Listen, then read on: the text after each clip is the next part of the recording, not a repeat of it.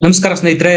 ಕರ್ನಾಟಕ ರಾಜಕಾರಣದಲ್ಲಿ ಜಾಸ್ತಿ ಚರ್ಚೆ ಆಗ್ತಾ ಇರ್ತಕ್ಕಂಥ ವಿಚಾರ ಯಾವ್ದಪ್ಪ ಅಂದ್ರೆ ಈಗ ಮೂಡ ಸಂಘರ್ಷ. ಇದು ಕೇವಲ ಕರ್ನಾಟಕಕ್ಕೆ ಮಾತ್ರ ಸೀಮಿತ ಆಗಿಲ್ಲ. ಈಗ ರಾಷ್ಟ್ರ ರಾಜಕಾರಣದಲ್ಲೂ ಸಹ ಸದ್ದು ಮಾಡ್ತಾ ಇದೆ. ಇನ್ನೇನು ಸಿದ್ದರಾಮಯ್ಯನವರ ಬರ್ತ್ಡೇ ಬರ್ತಾ ಇದೆ.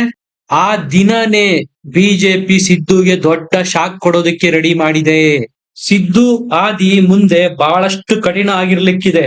ಇನ್ನು ಮುಂದೆ ಸಿದ್ದರಾಮಯ್ಯನವರಿಗೆ ಹೆಚ್ಚು ಕಡಿಮೆ ಸಂಕಷ್ಟಗಳ ಸರಮಾಲೆನೇ ಶುರುವಾಗಲಿದೆ. ಈ ಹಿಂದೆಲ್ಲ ಅವರು ಹುಟ್ಟುಹಬ್ಬನ ಸಂಭ್ರಮದಿಂದ ಆಚರಿಸಿಕೊಳ್ತಾ ಇದ್ರು. ಆದ್ರೆ ಈ ಬಾರಿಯ ಸಿದ್ದರಾಮಯ್ಯ ಅವರ ಹುಟ್ಟುಹಬ್ಬ ಬಹುತೇಕ ಆತಂಕಗಳ ನಡುವೆನೆ ಆಚರಿಸಲಾಗ್ತಾ ಇದೆ. ಈಗ ಡೆಲ್ಲಿಯಿಂದ ಬರ್ತಾ ಇರತಕ್ಕಂತ ಮಾಹಿತಿಗಳೇನಪ್ಪಾ ಅಂದ್ರೆ ಅವರ ಹುಟ್ಟುಹಬ್ಬದ ದಿನನೇ ಸಿದ್ದರಾಮಯ್ಯ ಅವರಿಗೆ ಬಹುದೊಡ್ಡ ಶಾಕ್ ಕಾದಿದೆ. ಹೆಚ್ಚು ಕಡಿಮೆ ಅವತ್ತೇ ಸಿದ್ದರಾಮಯ್ಯ ಅವರು ಕುರ್ಚಿಯಿಂದ ಕೆಳಗಿಳಿಯಲಿದ್ದಾರೆ. ಏನ್ ಈ ವಿಚಾರ ಎಲ್ಲದರ ಬಗ್ಗೆ ಮಾಹಿತಿ ಕೊಡ್ತೀನಿ. ದಯಮಾಡಿ ಚಾನಲ್ ನ ಸಬ್ಸ್ಕ್ರೈಬ್ ಮಾಡಿ, ಲೈಕ್ ಮಾಡಿ, ಶೇರ್ ಮಾಡಿ. ಸ್ನೇಹಿತರೆ, ಬಿಜೆಪಿ ಮತ್ತು ಜೆಡಿಎಸ್ ನವರು ಮೂಡಾನ ಮುಂದಿಟ್ಟುಕೊಂಡು 9 ದಿನಗಳ ಪಾದಯಾತ್ರೆನ ಮುಗಿಸಿದ್ದಾರೆ. ಆ ಕಡೆ ಅದಕ್ಕೆ ಉತ್ತರ ಅನ್ನುವಂತೆ ಜನಾಂದೋಲನ ಸಮಾವೇಶಗಳನ್ನು ಸಹ ಕಾಂಗ್ರೆಸ್ ಮಾಡಿದೆ. ಸಂಕಷ್ಟದ ದಿನಗಳನ್ನ ಮುಖ್ಯಮಂತ್ರಿ ಸಿದ್ದರಾಮಯ್ಯನವರು ಅವರ ಹುಟ್ಟಿದ ಹಬ್ಬದ ದಿನದಿಂದಲೇ ಅನುಭವಿಸೋದಕ್ಕೆ ಶುರು ಮಾಡಲಿದ್ದಾರೆ ಅಂತ ಹೇಳಲಾಗ್ತಾ ಇದೆ. ಇವತ್ತು ಸಿದ್ದರಾಮಯ್ಯ ಅವರ ಹುಟ್ಟುಹಬ್ಬ. ಆಲ್ಮೋಸ್ಟ್ ಆಲ್ ಸಿದ್ದರಾಮಯ್ಯನವರಿಗೆ ಅವರ ಹುಟ್ಟುಹಬ್ಬದ ದಿನಾನೇ ಶಾಕ್ ಕೊಡೋದಕ್ಕೆ ಬಿಜೆಪಿ ತಯಾರು ಮಾಡ್ಕೊಂಡಿದೆ. ಸ್ನೇಹಿತರೆ, ಸಿದ್ದರಾಮಯ್ಯ ಅವರು ರಾಜ್ಯ ರಾಜಕಾರಣದಲ್ಲಿ ಕಾಂಗ್ರೆಸ್ನ ಮಾಸ್ ಲೀಡರು, ಅಹಿಂದ ನಾಯಕ ಅಂತಾನೆ ಗುರುತಿಸಿಕೊಂಡಿದ್ದಾರೆ. ಅವರು ಪ್ರವರ್ಧಮಾನಕ್ಕೆ ಬಂದಿದ್ದು 2006ರಲ್ಲಿ ಅಹಿಂದ ಸಮಾವೇಶನ ಹುಬ್ಬಳ್ಳಿನಲ್ಲಿ ಮಾಡೋದ್ರ ಮೂಲಕ. ಅದೇ ರೀತಿಯ ಬೃಹತ್ ಸಮಾವೇಶನ 2022ರಲ್ಲೂ ಮಾಡಿ ತಮ್ಮ ಸಾಮರ್ಥ್ಯನ ಸಾಬೀತುಪಡಿಸಿದ್ರು ಸಿದ್ದರಾಮಯ್ಯನವರು. 77 ತುಂಬಿ 78ರ ವಸಂತಕ್ಕೆ ಕಾಲಿಡ್ತಾ ಇದ್ದಾರೆ ಸಿದ್ದರಾಮಯ್ಯನವರು. ಸುಮಾರು 40 ವರ್ಷಕ್ಕೂ ಹೆಚ್ಚು ಸುದೀರ್ಘ ರಾಜಕೀಯ ಜೀವನದಲ್ಲಿ ಕಳಂಕರಹಿತ ರಾಜಕಾರಣಿ ಅಂತಾನೆ ಹೆಸರು ಮಾಡಿದ್ದವರು ಸಿದ್ದರಾಮಯ್ಯನವರು. ನೀವೇ ನೋಡಿ, ಕೆ.ಸಿ. ರೆಡ್ಡಿ, ನಿಜಲಿಂಗಪ್ಪ ಮತ್ತು ದೇವರಾಜ್ ಅರಸು ಅವ್ರನ್ನ ಬಿಟ್ರೆ ಕಾಂಗ್ರೆಸ್ನಲ್ಲಿ 2ನೇ ಬಾರಿ ಮುಖ್ಯಮಂತ್ರಿ ಆದವರು ಸಿದ್ದರಾಮಯ್ಯನವರೇ. ಅಂತ ಸಿದ್ದರಾಮಯ್ಯನವರು ಈಗ ಭ್ರಷ್ಟಾಚಾರದ ಆರೋಪನ ಎದುರಿಸ್ತಾ ಇದ್ದಾರೆ. ಸ್ವಜನ ಪಕ್ಷಪಾತದಿಂದ ಸೈಟ್ಗಳನ್ನು ಪಡೆದು ಅಕ್ರಮ ಎಸಗಿದ್ದಾರೆ ಅಂತೇಳಿ ಪ್ರತಿಪಕ್ಷಗಳು ಪಾದಯಾತ್ರೆ ಸಹ ಮಾಡಿವೆ. ಆಲ್ಮೋಸ್ಟ್ ಆಲ್ ಅದು ಸಕ್ಸಸ್ ಆಗಿದೆ ಸಹ.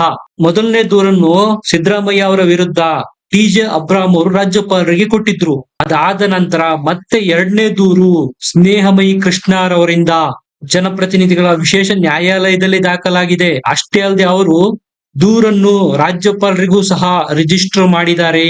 ಅವರ ಹುಟ್ಟುಹಬ್ಬದ ದಿನ ಅಥವಾ ನಂತರ ರಾಜ್ಯಪಾಲರು ಸಿದ್ದರಾಮಯ್ಯ ಅವರ ಮೂಡ ಹಗರಣದ ತನಿಖೆಯನ್ನು ಪ್ರಾಸಿಕ್ಯೂಷನ್ಗೆ ವಹಿಸಿ ಆದೇಶ ಮಾಡೋ ದಟ್ಟ ಸಾಧ್ಯತೆಗಳು ಈಗ ಕಂಡು ಬರ್ತಾ ಇದೆ. ಹುಟ್ಟುಹಬ್ಬದ ಸಂಭ್ರಮದಲ್ಲಿರಬೇಕು, ಈ ಕಡೆ ಎಲ್ಲಿ ರಾಜ್ಯಪಾಲರು ನನ್ನ ವಿರುದ್ಧ ಪ್ರಾಸಿಕ್ಯೂಷನ್ಗೆ ಅನುಮತಿ ಕೊಡ್ತಾರೋ ಅನ್ನೋ ಆತಂಕದಲ್ಲಿರಬೇಕು ಸಿದ್ದರಾಮಯ್ಯನವರಿಗೆ ಗೊತ್ತಾಗ್ತಾ ಇಲ್ಲ. ಇಷ್ಟು ದಿವಸ ಡೆಲ್ಲಿನಲ್ಲಿದ್ದರು ರಾಜ್ಯಪಾಲರು, ಈಗ ಬೆಂಗಳೂರಿಗೆ ಹಿಂತಿರುಗಿ ಬಂದಿದ್ದಾರೆ. ಬರ್ತ್ಡೇ ದಿನನೇ ಶಾಕ್ ಕೊಡೋದಕ್ಕೆ ತಯಾರಿ ಸಹ ಮಾಡಿದ್ದಾರೆ ಅನ್ನೋ ಮಾಹಿತಿಗಳು ಲಭ್ಯ ಆಗ್ತಾ ಇದೆ. ಸ್ನೇಹಿತರೆ, ನೀವೇ ನೋಡಿ, ಗವರ್ನರ್ ಏನಾದ್ರೂ ತಟ್ಟಂತ ಆದೇಶ ಕೊಟ್ಟಿದ್ದೇ ಆಗಿದ್ದಿದ್ರೆ ಈ ಮೂಡ ಹಗರಣ ರಾಜ್ಯಾದ್ಯಂತ ಇಷ್ಟೊಂದು ಚರ್ಚೆ ಆಗ್ತಾನೆ ಇರಲಿಲ್ಲ. ಬೇಕಂತಲೇ ರಾಜ್ಯಪಾಲರು ಕಾದು ನೋಡೋ ತಂತ್ರಕ್ಕೆ ಮೊರೆ ಹೋಗಿದ್ದಾರೆ. ಇದರ ಅರ್ಥ ಸಾಕಷ್ಟು ದಿನ ಮೂಡ ಹಗರಣ ರಾಜ್ಯದಲ್ಲಿ ಚರ್ಚೆ ಆಗಬೇಕು, ಅದು ಜೀವಂತ ಇರಬೇಕು. ಇದು ಸಹ ಬಿಜೆಪಿಯ ಒಂದು ಸ್ಟ್ರಾಟಜಿ. ಈಗ 3 ಆಪ್ಷನ್ ಇದಾವೆ ರಾಜ್ಯಪಾಲರ ಬಳಿ. ಒಂದು, ಪ್ರಾಸಿಕ್ಯೂಷನ್ಗೆ ಅನುಮತಿ ಕೊಡಬಹುದು, ಅಥವಾ ನ್ಯಾಯಾಂಗ ತನಿಖೆಗೆ ಒಪ್ಪಿಸಬಹುದು, ಅಥವಾ ಸಿಬಿಐಗೂ ಇದನ್ನು ಒಪ್ಪಿಸುವ ಸಾಧ್ಯತೆಗಳಿವೆ. ಮೊನ್ನೆ ಸಹ ಸಿದ್ದರಾಮಯ್ಯನವರು 9ನೇ ತಾರೀಕು ಅಹಿಂದ ಸಮಾವೇಶದ ರೀತಿನೇ ಮೈಸೂರಲ್ಲಿ ಸಮಾವೇಶ ಮಾಡಿದ್ರು. ಆದರೆ ಈ ಹಿಂದಿನ ಸಮಾವೇಶಗಳ ರೀತಿ ಇದರಲ್ಲಿ ಸಿದ್ದರಾಮಯ್ಯನವರಿಗೆ ಅಭೂತಪೂರ್ವ ಬೆಂಬಲ, ಜನ ಸೇರಿದ್ದಾರೆ, ಇಲ್ಲ ಅಂತ ಹೇಳಲ್ಲ. ಆದ್ರೆ ನೈತಿಕವಾಗಿ ಅವರ ಬೆನ್ನಿಗೆ ಅವರ ಸಚಿವ ಸಂಪುಟದ ನಾಯಕರೇ ನಿಲ್ತಾ ಇಲ್ಲ. ಡಿ.ಕೆ. ಶಿವಕುಮಾರ್ ಏನೋ ನಾನು ಬಂಡೆ ರೀತಿ ಸಿದ್ದರಾಮಯ್ಯ ಅವರ ಬೆನ್ನಿಗೆ ನಿಲ್ತೇನೆ ಅಂತ ಬಹಿರಂಗವಾಗಿ ಹೇಳಿಕೆ ಕೊಟ್ಟಿರ್ಬೋದು. ಆದ್ರೆ ಅವರು ಸಿಎಂ ಹುದ್ದೆಯ ಆಕಾಂಕ್ಷಿ. ಒಂದು ವೇಳೆ ರಾಜ್ಯಪಾಲರು ಪ್ರಾಸಿಕ್ಯೂಷನ್ಗೆ ಅನುಮತಿ ಕೊಟ್ಟಿದ್ದೇ ಆದರೆ ಮೊದಲು ಸಿಎಂ ಹೆಸರು ಕೇಳ್ಬರೋದೇ ಡಿ.ಕೆ. ಶಿವಕುಮಾರ್ ಅವರದ್ದು. ಡೆಲ್ಲಿನಲ್ಲಿ ಬೀಡು ಬಿಟ್ಟು ಕಾನೂನು ಪಂಡಿತರ ಸಲಹೆ ಪಡೆದು ಬಂದಿದ್ದಾರೆ ರಾಜ್ಯಪಾಲರು. ಓಂ ಬಿರ್ಲಾರವರನ್ನು ಸಹ ಮೀಟ್ ಆಗಿ ಯಾವೆಲ್ಲ ಅವಕಾಶಗಳಿವೆ ಅನ್ನುವ ಚರ್ಚೆಯನ್ನು ಸಹ ಮಾಡಿದ್ದಾರೆ. ಈಗ ಫೈನಲ್ ಆಗಿ ರಾಜ್ಯಪಾಲರು ಡಿಸೈಡ್ ಮಾಡಿ ಆಗಿದೆ, ಪ್ರಾಸಿಕ್ಯೂಷನ್ಗೆ ಅನುಮತಿ ಕೊಡಬೇಕು ಅಂತ. ಸ್ನೇಹಿತರೆ, ನೀವು ಕೇಳ್ಬೋದು, ರಾಜ್ಯಪಾಲರು ಸಿದ್ದರಾಮಯ್ಯ ಅವರಿಗೆ ನೋಟಿಸ್ ಕೊಟ್ಟು ವಾರಗಳೇ ಕಳೀತು, ಅದಕ್ಕೆ ಸಿದ್ದರಾಮಯ್ಯ ಸಂಪುಟ ಸಹ ಉತ್ತರ ಕೊಟ್ಟಿದೆಯಲ್ಲ, ಈಗೇನಾಗಿದೆ, ಪ್ರಾಸಿಕ್ಯೂಷನ್ಗೆ ಅನುಮತಿ ಕೊಡಬಹುದಲ್ಲ ಅಂತ. ರಾಜ್ಯಪಾಲರ ಈ ವಿಳಂಬ ನೀತಿಗೂ ಕಾರಣ ಇದೆ. ಈಗ ಸಂಸತ್ನಲ್ಲಿ ಅಧಿವೇಶನ ನಡೀತಾ ಇದೆ. ಈಗೇನಾದ್ರೂ ಸಿದ್ದರಾಮಯ್ಯ ಅವರ ವಿರುದ್ಧ ಪ್ರಾಸಿಕ್ಯೂಷನ್ಗೆ ಅನುಮತಿ ಕೊಟ್ರೆ ಸಹಜವಾಗಿ ಕಾಂಗ್ರೆಸ್ ಪಕ್ಷ ಸಂಸತ್ನಲ್ಲಿ ಅಲ್ಲೋಲ ಕಲ್ಲೋಲ ಸೃಷ್ಟಿ ಮಾಡುತ್ತೆ. ಆ ಅಧಿವೇಶನ ಮುಗಿದ ನಂತರ ಪ್ರಾಸಿಕ್ಯೂಷನ್ಗೆ ಅನುಮತಿ ಕೊಡಬೇಕು ಅಂತ ರಾಜ್ಯಪಾಲರು ನಿರ್ಧಾರ ಮಾಡಿದ್ದಾರೆ. ನೀವು ನೋಡ್ಬೋದು, ಕಾಂಗ್ರೆಸ್ ನಾಯಕರು ಈಗಾಗ್ಲೇ ಬ್ರಹ್ಮಾಸ್ತ್ರ ಬಿಜೆಪಿ ವಿರುದ್ಧ ಪ್ರಯೋಗಿಸಿದ್ದಾರೆ. ಅವ್ರು ಹೇಳೋದೇನಪ್ಪಾ ಅಂದ್ರೆ, ಜನಾರ್ದನ್ ರೆಡ್ಡಿ ಅವರ ವಿರುದ್ಧ ಸಹ ಪ್ರಾಸಿಕ್ಯೂಷನ್ಗೆ ಅನುಮತಿ ಕೇಳಿದಾರಲ್ಲ, ಅದಕ್ಕೆ ಕೊಟ್ಟಿದಾರ. ಮುರುಗೇಶ್ ನಿರಾಣಿ ಅವರ ವಿರುದ್ಧ ಸಹ, ಅಷ್ಟೇ ಯಾಕೆ ಶಶಿಕಲಾ ಜೊಲ್ಲೆ ಅವರ ವಿರುದ್ಧ ಸಹ ಪ್ರಾಸಿಕ್ಯೂಷನ್ಗೆ ಅನುಮತಿ ಕೇಳಲಾಗಿದೆ ರಾಜ್ಯಪಾಲರ ಬಳಿ. ಅದಕ್ಕೆ ಕೊಟ್ಟಿದಾರ? ಇಲ್ವಲ್ಲ. ಅವರ ವಿಷಯಕ್ಕೆ ಇಲ್ಲದೆ ಇರ್ತಕ್ಕಂಥ ಅರ್ಜೆನ್ಸಿ ಸಿದ್ದರಾಮಯ್ಯ ಅವರ ವಿಷಯಕ್ಕೆ ಯಾಕೆ ಅಂತ ಪ್ರಶ್ನೆ ಮಾಡಿದೆ ಕಾಂಗ್ರೆಸ್. ಇದನ್ನೇ ಇಟ್ಕೊಂಡು ಸಂಸತ್ನಲ್ಲೂ ಸಹ ಹೋರಾಟ ಮಾಡುತ್ತೆ. ಹಾಗಾಗಿ ಕಲಾಪ ಮುಗಿದ ಮೇಲೆ ಪ್ರಾಸಿಕ್ಯೂಷನ್ಗೆ ಅನುಮತಿ ಕೊಡೋದು ಅಂತ ರಾಜ್ಯಪಾಲರು ನಿರ್ಧಾರ ಮಾಡಿದ್ದಾರೆ. ಇನ್ನೊಂದ್ ಕಡೆ, ಆ ಕಡೆ ಪಾದಯಾತ್ರೆ ಬೇರೆ ನಡೀತಾ ಇತ್ತಾ.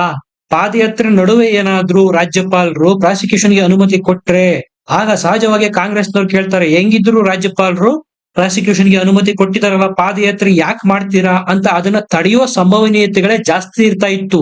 ಈ ಪಾದಯಾತ್ರೆ ಮತ್ತು ಸಂಸತ್ ಕಲಾಪ ಎರಡು ಕಾರಣಗಳಿರೋದ್ರಿಂದ ರಾಜ್ಯಪಾಲರು ಪ್ರಾಸಿಕ್ಯೂಷನ್ಗೆ ವಿಳಂಬ ನೀತಿ ಅನುಸರಿಸ್ತಾ ಇದ್ದಾರೆ.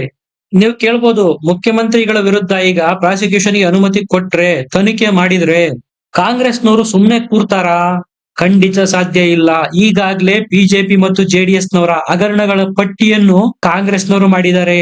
ಒಂದು ವೇಳೆ ಸಿದ್ದೂರ್ ಅವರ ಬಂಧನವೇನಾದ್ರೂ ಆದರೆ ಅದಕ್ಕೆ ವ್ಯತಿರಿಕ್ತವಾಗಿ ಯಡಿಯೂರಪ್ಪ ಅವರ ಬಂಧನ ಮಾಡೋದಕ್ಕೂ ಸಹ ಕಾಂಗ್ರೆಸ್ ಸಿದ್ಧತೆಗಳನ್ನ ಮಾಡಿದೆ. ಅದರ ಮುಂದುವರೆದ ಭಾಗವಾಗಿ ಯಡಿಯೂರಪ್ಪ ಅವರ ಪೋಕ್ಸೋ ಪ್ರಕರಣದಲ್ಲಿ ಏನು ತಡೆಯಾಜ್ಞೆ ಇತ್ತು, ಅದನ್ನು ತೆರವುಗೊಳಿಸೋದಿಕ್ಕೆ ಪರಮೇಶ್ವರ್ ಅವರು, ಗೃಹ ಸಚಿವ ಪರಮೇಶ್ವರ್ ಅವರು ಆದೇಶ ಕೊಟ್ಟಿದ್ದಾರೆ.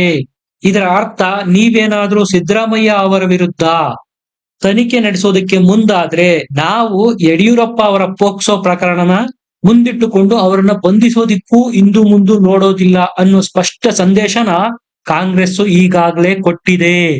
ಯಡಿಯೂರಪ್ಪನವರು ನಿಮ್ಮ ರಾಜೀನಾಮೆ ಕೇಳ್ತಾ ಇದಾರಲ್ಲ ಅನ್ನೋ ಪ್ರಶ್ನೆಗೆ ಸಿದ್ದರಾಮಯ್ಯ ಅವರು ಅದಕ್ಕೆ ಅವರು ಕೊಟ್ಟ ಉತ್ತರ, ಯಡಿಯೂರಪ್ಪನವರು 82 ವರ್ಷದ ಈ ವಯಸ್ಸಿನಲ್ಲಿ ಪೋಕ್ಸೋ ಪ್ರಕರಣನ ಎದುರಿಸ್ತಾ ಇದ್ದಾರೆ.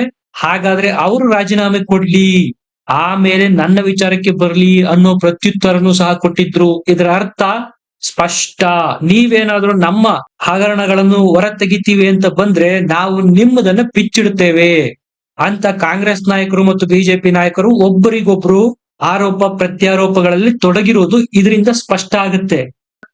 ನಿಮ್ಗೇನನ್ಸುತ್ತೆ? ಒಟ್ಟಾರೆ ಈ ಮೂಢ ಹಗರಣ ತಾರ್ಕಿಕ ಅಂತ್ಯಕ್ಕೆ ಹೋಗುತ್ತಾ? ಕಮೆಂಟ್ ಮಾಡಿ ತಿಳಿಸಿ, ಲೈಕ್ ಮಾಡಿ, ಶೇರ್ ಮಾಡಿ, ನಮ್ಮ ಚಾನೆಲ್ ನ ಸಬ್ಸ್ಕ್ರೈಬ್ ಮಾಡಿ. ಮತ್ತೆ ಸಿಗೋಣ. ನಮಸ್ಕಾರ.